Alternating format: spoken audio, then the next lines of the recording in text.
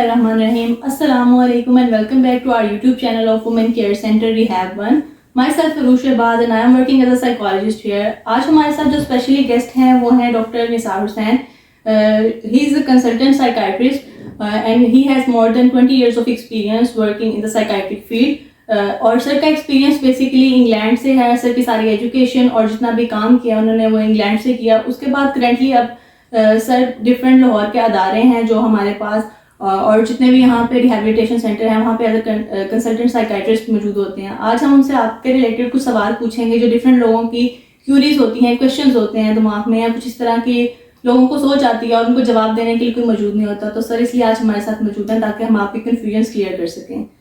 अस्सलाम वालेकुम सर. जी वालेकुम. कैसे हैं सर आप? मैं ठीक हूँ, अल्लाह का शुक्र है. अच्छा सर, बेसिकली आज हम अपनी ऑडियंस की कुछ इस तरह के क्वेश्चंस हैं जो उनके दिमाग में कन्फ्यूजन होते हैं चीज़ों को लेके, उसके बारे में बात करेंगे. तो सर लोगों का सबसे पहला क्वेश्चन होता है कि हमें एक साइकाइट्रिस्ट की ज़रूरत ही क्यों है? Why we need a doctor? तो आपका सर इसके बारे में क्या है? देखिए, बेसिकली साइकेट्रिस्ट प्रॉब्लम जो है हमारे, वो एक उसकी अवेयरनेस ना होने की वजह से लोगों को समझ ही नहीं आती कि मेरे प्रॉब्लम्स क्या हैं.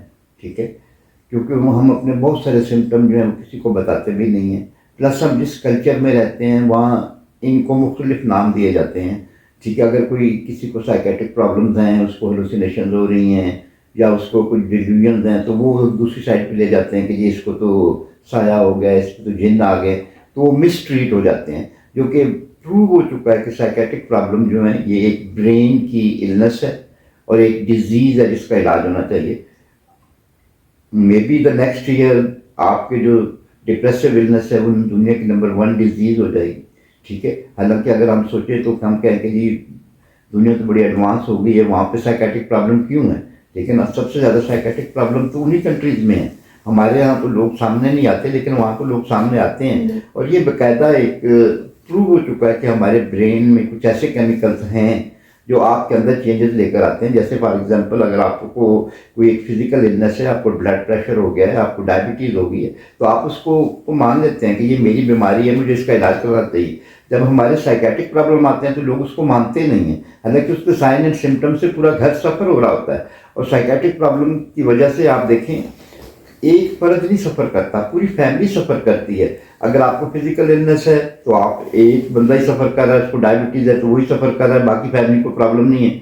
लेकिन अगर साइकेट्रिक प्रॉब्लम में एक बंदा अग्रेसिव है, एक बंदा अपना ख्याल नहीं रखता, उसकी हाइजीन बड़ी पुअर है, उसको क्राइम एपिसोड होते हैं, इवन सुसाइडल थाट्स आते हैं, लोग अटेम्प्ट भी करते हैं, फिर लोग इससे दूर होने के लिए ड्रग्स का सहारा लेते हैं, जो आजकल की यंग नस्ल में बहुत ज़्यादा आम होती जा रही है कि कोई ड्रग्स हमें रिलीफ दे देगी, हमें इससे सुकून मिल जाएगा, और वो सुकून की खातिर ये ड्रग्स लेते हैं, फिर उसके वादी होते जाते हैं. तो इसीलिए साइकेट्रिक प्रॉब्लम जो है वो बाकायदा एक वेल नोन इलनेस है और उसको एज ए बीमारी समझना चाहिए. जी सर, इसी से रिलेटेड मेरा नेक्स्ट क्वेश्चन है कि काफ़ी लोगों के दिमाग में ये थॉट होते हैं कि हम अपने ऑन पे कोई भी ड्रग ले रहे हैं, कोई भी इस तरह का सब्सटेंस ले रहे हैं तो छोड़ सकते हैं. तो आपका इसके बारे में क्या व्यू है?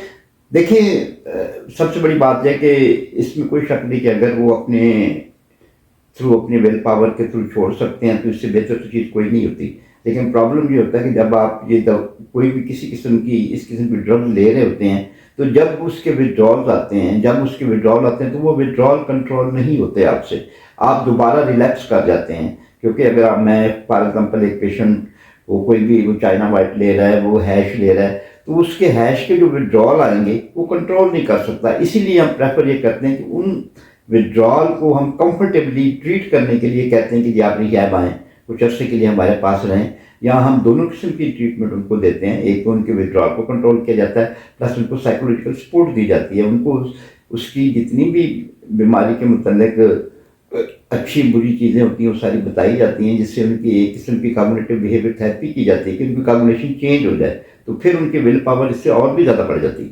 सर, तो इस जो पूरा प्रोसेस है इसके अंदर रिहैबिलिटेशन की आपके मुताबिक अहमियत क्या है? देखिए, रिहैबिलिटेशन की अहमियत यही है कि आप एक इंसान को प्रॉपर एक कारआमद इंसान बना के भेज सकते हैं, जो कि समझने कि अपनी ज़िंदगी में वो अपने आप को एक नाकारा इंसान समझ रहा है. वो समझता है कि अब मेरी कोई बुकत ही नहीं है, उसके डिप्रेसिव थाट बहुत ज़्यादा हैं, और वो ये भी समझता है कि उसमें सुसाइडल थाट्स भी बहुत ज़्यादा आ रहे हैं. जब हम रिहैबिलिटेशन लाते हैं तो हम उसको कंफर्ट भी देते हैं, जो कि उसको विड्रॉल की सूरत में नहीं होता. उसके लिए हम मेडिसिन ट्रीट करते हैं, प्लस हम उनको साइकोलॉजिकल ट्रीटमेंट देते हैं ताकि उनमें अंदर एक अपनी विल पावर पैदा हो, अंदर एक कॉन्फिडेंस पैदा हो, अंदर उनकी जो गिल्ट फीलिंग है वो ख़त्म हो और वो कारामद इंसान बन के वापस चले जाएं। सर आप व्यूअर्स को ये बताएं कि अगर मेडिकेशन तो हम लोग कर रहे हैं लेकिन उसके साथ साथ साइकोथेरेपी और काउंसलिंग की क्या अहमियत होगी? जी, किसी भी person के साइकोथेरेपी और recover काउंसलिंग की बहुत ज़्यादा अहमियत है, इसलिए कि जब तक मैं अपनी थिंकिंग ठीक नहीं करता, जब मैं अपनी कॉग्निशन को ठीक नहीं करता, मेरे ख्यालात ठीक नहीं होते, उस वक्त तक मेडिसिन तो एक रोल प्ले करेगी, लेकिन उसके साथ साथ मेरी अवेयरनेस होना बहुत ज़रूरी है।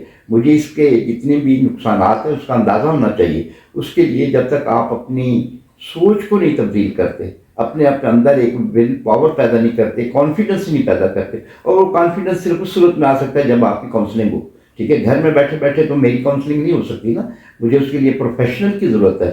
जब बाकी बीमारियों में हम प्रोफेशनल के पास जाते हैं तो इसी तरह इस बीमारी में भी हमारी साइकोथेरेपी का बहुत अहम रोल है, ताकि हम उनकी जो थिंकिंग है, उनकी कॉग्निशन है, उसको चेंज करें, उनको अवेयरनेस दें, उनको ज़्यादा से ज़्यादा उसकी अहमियत बताएं कि जी आपकी ये अहमियत है और आपने किस तरह एक कारामद इंसान बनना है। और सर अगर ऐसी किसी भी सिचुएशन से कोई पर्सन हमारे व्यूअर्स में से या जो भी इस चीज़ से सफ़र कर रहा है तो आप उनको क्या सजेस्ट करते हैं कि उन्हें किससे सबसे पहले कंसल्ट करना चाहिए या कॉन्टैक्ट करना चाहिए? देखिए, उनको सबसे पहले तो अगर तो इस घर वाले, जो सबसे ज़रूरी चीज़ है वो घर वाले ही सबसे पहले पेशेंट को नोटिस करते हैं कि जी ये देखें, ये बंदा जो है या तो रात घर देर से आता है या 2 दिन आता ही नहीं है, सोता रहता है, किसी से मिलता जुलता नहीं है।